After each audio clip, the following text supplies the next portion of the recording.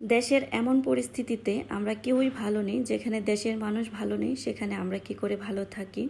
তো আমরা সবাই দোয়া করব যেন আমাদের দেশের পরিস্থিতি খুব তাড়াতাড়ি ভালো হয়ে যায়। তো এই অবস্থাতে আসলে ভিডিও বানাতে ভালো লাগে না, তারপরেও একটা ভিডিও নিয়ে চলে আসলাম। যেহেতু পেজে কাজ করি, ভিডিও না দিলে পেজে রিচ এঙ্গেজমেন্ট সব কিছুই কমে যায়। তো অনেকদিন পর আজকে একটা বড় ভিডিও নিয়ে চলে আসলাম। আশা করি আমার ভিডিওটি আপনাদের ভালো লাগবে। যদি ভালো লেগে যায় তাহলে অবশ্যই লাইক দিয়ে সম্পূর্ণ ভিডিওটি দেখবেন। আজকে একটা বিরিয়ানির রেসিপি আপনাদের সাথে শেয়ার করব, আশা করি ভালো লাগবে। অনেক সহজ এবং সিম্পলভাবে এই বিরিয়ানিটা আমি বাসায় রান্না করি, খেতে কিন্তু অসম্ভব মজা লাগে। চাইলে আপনারা ট্রাই করে দেখতে পারেন। আমি জানি অনেক আপুরা আছে যারা নাকি আমার থেকে অনেক ভালো রান্না করতে পারেন। তো আমি আপনাদের উদ্দেশ্যে আজকে ভিডিওটা ছাড়ি নাই, আমি যারা নতুন আছে তাদের উদ্দেশ্যেই বানিয়েছি। যদি ভালো লাগে তাহলে অবশ্যই রান্না করবেন। এই তো আমি কিছু পেঁয়াজ ভেজে নিচ্ছি, আর পেঁয়াজের বেরেস্তা করার সময় যদি অল্প একটু চিনি দেওয়া যায় তাহলে কিন্তু বেরেস্তাটা অনেক সময় ধরে মুচমুচে থাকে এবং খেতে অনেক মিষ্টি মিষ্টি লাগে। আমার কাছে ভালো লাগে আর কি, এভাবে করলে আপনারা ট্রাই করে দেখতে পারেন, অবশ্যই ভালো লাগবে। তো আজকে আমি যেভাবে বিরিয়ানিটা রান্না করব, এটাকে কাচ্চি বিরিয়ানি বলা যায় না, পাক্কি বিরিয়ানি বলা হয়। কারণ কাচ্চি বিরিয়ানিটা সম্পূর্ণটাই দমে দিয়ে রান্না করতে হয়। তো আমি এটা আগে গোস্তটা রান্না করব, তারপরে বিরিয়ানিটা দমে দিব।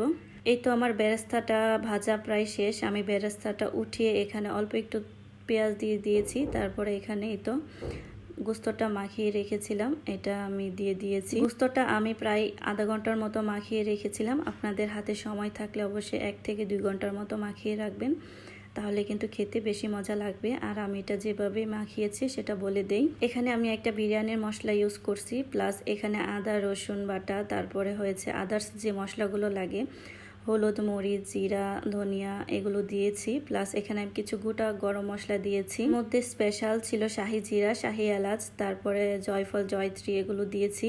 তো আপনাদের বাসায় থাকলে অবশ্যই দিবেন, আর যদি না থাকে তাহলে দেওয়ার দরকার নাই। না দিলেও কিন্তু খেতে ভালোই লাগে, খারাপ লাগে না। আমার বাসায় ছিল বলে দিয়েছি। আমি কিন্তু প্রায় সময় না দিয়েও রান্না করি, আমার কিন্তু খেতে ভালোই লাগে। এই তো দেখেন যে চালটা ফুটাবেন, এটা আমি 50%-এর মতো ফুটিয়েছি। আপনারাও ট্রাই করবেন এরকম 50%-এর মতো ফুটাতে।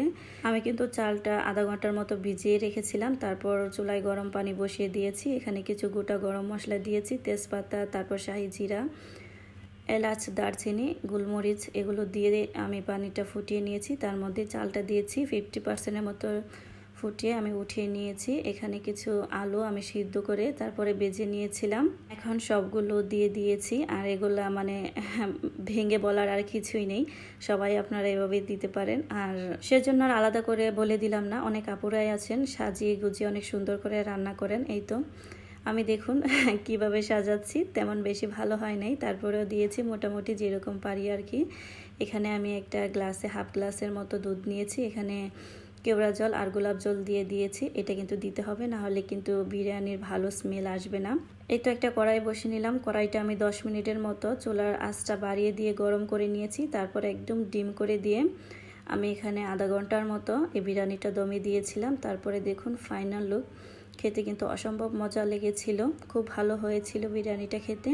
আমাদের বাসায় যেহেতু 2 জন মানুষ, আমি আর আপনাদের ভাইয়া, তো ওনার খুব ভালো লেগেছে আর আমারও ভালো লেগেছে। মেয়ে যেহেতু এখনও অনেক ছোট, সে ভালো লাগা মন্দ লাগা তেমন বেশি বুঝে না। তো সবাই ভালো থাকবেন, আসসালামু আলাইকুম, আল্লাহ হাফেজ।